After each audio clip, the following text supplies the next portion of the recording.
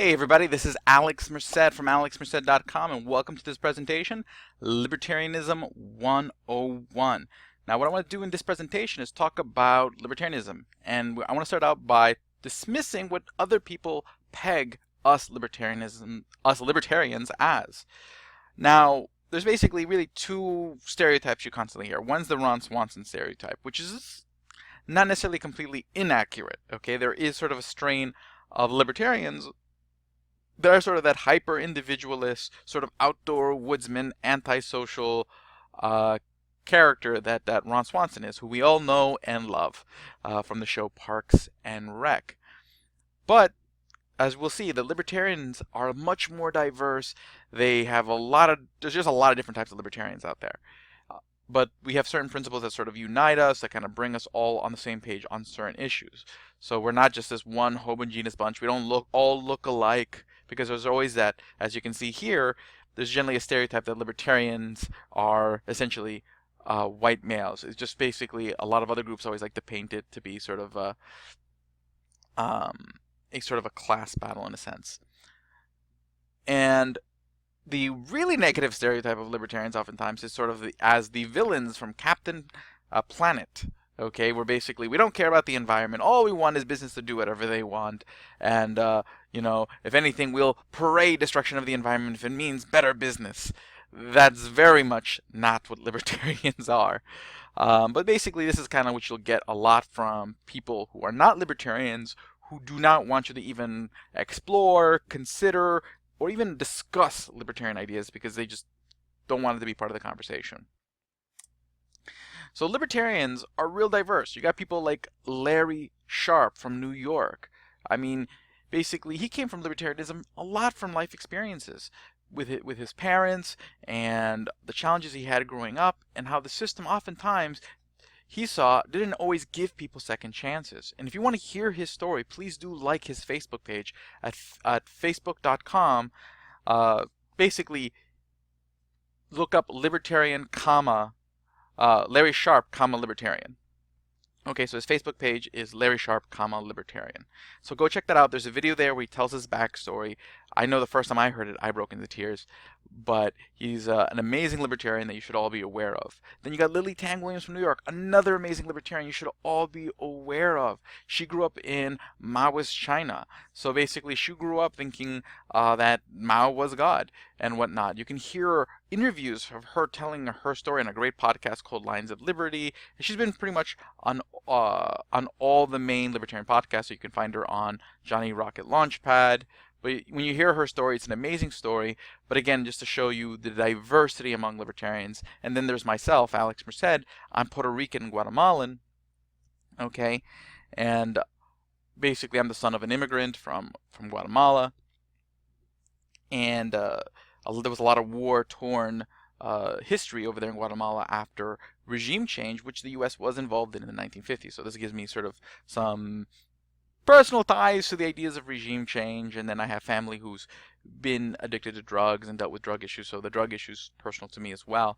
But a lot of experience have brought me to libertarianism, seeing my mom pick herself up from abject poverty and to a middle-class lifestyle that she lives now over my childhood. So libertarians come from personal experiences of oftentimes seeing how either the system doesn't work or how people can pick themselves up, and basically the differences in different systems out there. So do not try to peg libertarianism as a monolithic group where everyone looks the same, talks the same, feels the same, sounds the same. So to summarize libertarianism very briefly, the bottom line is this: it's your stuff, it's your life.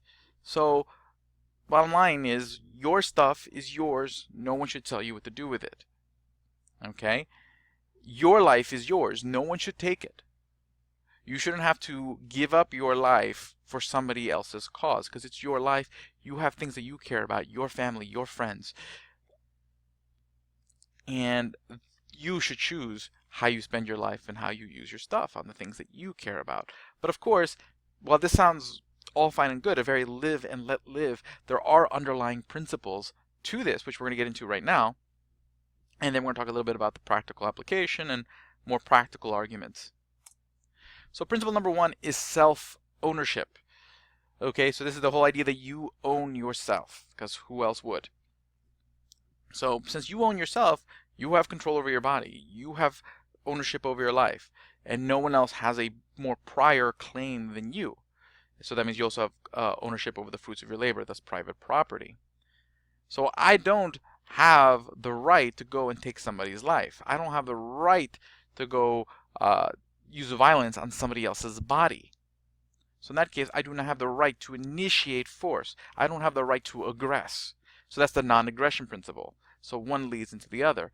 So I don't have the right to aggress on others. Okay? So that's the non-aggression principle. It doesn't mean you can't ever use violence. If you have to defend yourself because someone has aggressed on you, then that's totally fine. You got to defend yourself. But as long as no one has aggressed upon you or threatened to aggress upon you, then you don't have the right to just suddenly initiate aggression upon them because it suits you. So libertarians are very big on self-ownership and non-aggression. Next is private property. Okay, and I apologize for any sirens in the background. I do live in Brooklyn. Now, private property, since you do own yourself and you own the fruits of your labor, you own property. And just again, no one should be able to take your property. And the reason why we do care a lot about private property is not just because it derives from the whole idea of you owning yourself and people not being able to initiate force on yourself, but it has a practical application that it helps denote responsibility. It lets us know who's responsible for someone. Everyone always focuses on the aspect of property ownership that is the benefit. So for example, if you own a house, you have the benefit of being able to live in the house. That's wonderful. And everyone wants everyone to have a place to live, which is good. We want more people to have a place to live, but at the end of the day, ownership also means responsibility. So who's responsible for shoveling the sidewalk and the driveway in that house? The person who owns the house. Who's responsible for paying the electric bill? The person who owns the house. So, someone doesn't have a right to go into somebody else's house and say, hey, I'm going to live here from now on, and suddenly benefit from somebody else shoveling the driveway, paying the electric bill, all that stuff. The person who benefits so basically you have an incentive to own property because there's the benefits of owning the property, but you also have responsibilities that come with it. The problem is when you have stuff that's owned by nobody, okay, this is referred to as the tragedy of the commons, then nobody's responsible. Everyone just will take the benefit because why not? But no one will take the responsibility. So that's what we refer to as the tragedy of the commons. If you want to learn more about the tragedy of the commons, do a quick Google search on the tragedy of the commons to see more examples in history. Free exchange. So people own property and they should be free to exchange that property because that's how we figure out who values what and get resources to where they're most valued. Because I'm willing to exchange something with you, that means you want it more than whatever you're giving me, and I want what you're giving me more than what I'm giving you. So both of us now have something that we value more. So thus, all the stuff that's out there, it's now with people who value it more, and we're all better off. But there's no way someone can centrally know who wants what and who wants what more to perfectly distribute it. So basically it's up to individuals to negotiate with each other and exchange with each other. So not only are you free because of the self-ownership, the non-aggression, but there's a practical benefit to free exchange that allows us to distribute resources to the most valued ends. Decentralization. What we mean here is when it comes to how society organizes itself, how resources are distributed, we want that determined through a decentralized market process, which is just free exchange, people being freely able to exchange with each other. We don't want it figured out through a centralized government process where you have a handful of bureaucrats just making decisions based on people they don't know, who have values that they are not aware of and can't weigh. So we want, again, a decentralized market process over a centralized government process. Individualism. We want to look at people as individuals and not put people into groups, because groups don't have motivations. Groups don't have values. A group's behavior is just the sum of all the individuals participating in that group. So if you want to create change, you need to change the values of individuals. You need to get individuals to make different choices, because in a free society, in a libertarian society, it's also heavily based on voluntarism. That people choose to work with each other to improve things. We don't force people to work with each other to improve things. One, you'll get a better result because when people voluntarily choose to be part of something, they're going to work to stay part of that. Think of it like a relationship. When you start dating someone, that person can always leave you. Because of that, you're always trying to make them happy. So long as you know that the other person can leave, you want to try to make them choose to stay, and they're going to do the same thing with you. They're going to try to make you happy, you're going to try to make them happy, and the relationship's better off for it. Now, what happens in abusive relationships is generally what happens is that whole dynamic of voluntarism, one party feels like they can't leave, and then the other party starts taking advantage of that and basically extracting value from the other and not producing value, because why do I need to produce any value for you if I know you have to do this? You have to be in this arrangement, or I know you feel you have to be in this arrangement. So voluntarism helps maximize value of the people who participate. So when we have solutions that are built around people voluntarily working together, now, so you can theorize that this solution should work, but again, it's all about those individual choices of the individuals who are participating. So when it's voluntary, you're going to get a better result than when it's not. So now that we've kind of go over the principles of libertarianism, let's talk about taxes and regulation. So first, taxes. If we were to just take the libertarian moral argument, bottom line is it's your property. Your money, you work, you're the one who spent time at work. That's time you're not spending with your family. You're not spending volunteering in your community. You're not spending doing your hobbies. You gave up your time. So that's your property. So it shouldn't be taken from you. But there are practical reasons for wanting to make sure that people get taxed less and keep more of their wealth. Because again, it is your time. And what happens is a lot of times people end up having to work more to make up for what they have to pay in taxes and other costs of living.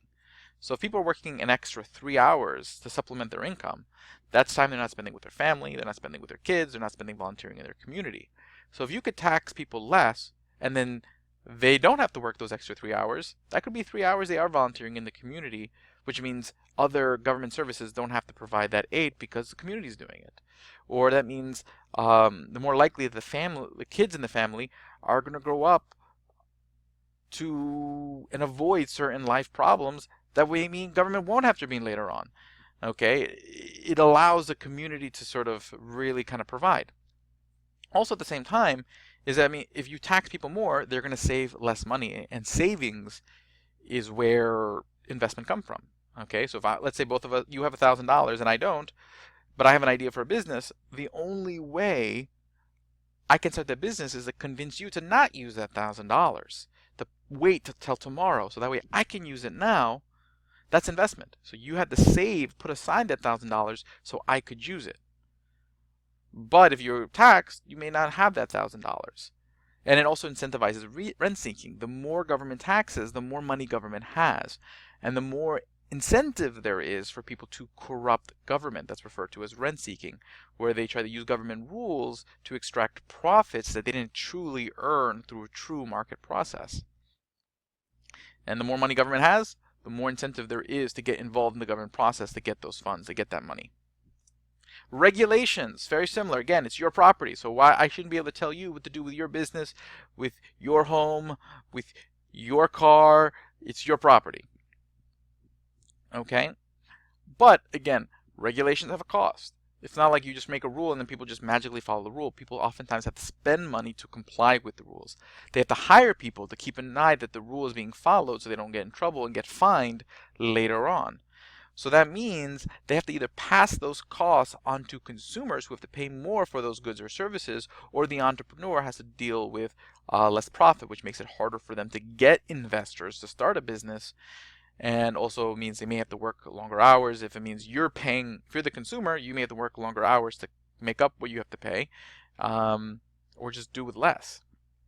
And that just means you have less money to buy other things, and other businesses aren't able to generate the revenue they otherwise could.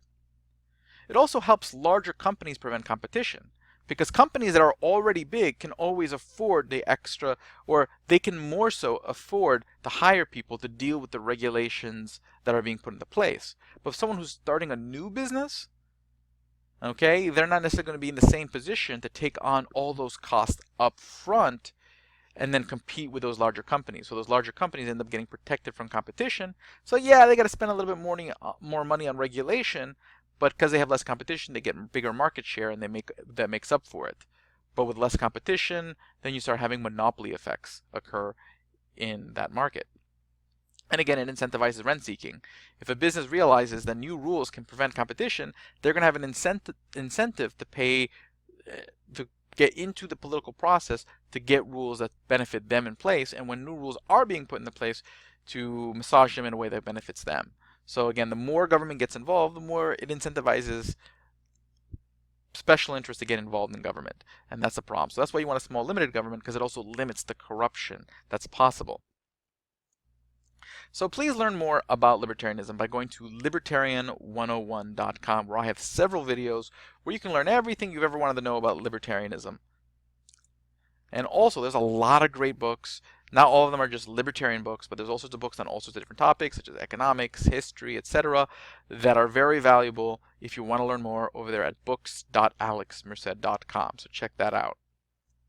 And also just follow me on social media. I'm always putting out more videos, more resources for you to go out there and learn more about these topics. So you can check out my website and check out everything that I do over there at alexmerced.com and pick up some cool t-shirts that we sell over there at alexmerced.com. You can follow me on Facebook at facebook.com/alexmercedlp, over there on Twitter at twitter.com/alexmerced, and youtube.com/alexmerced. Thank you very much for watching this video. You guys have a great day and enjoy.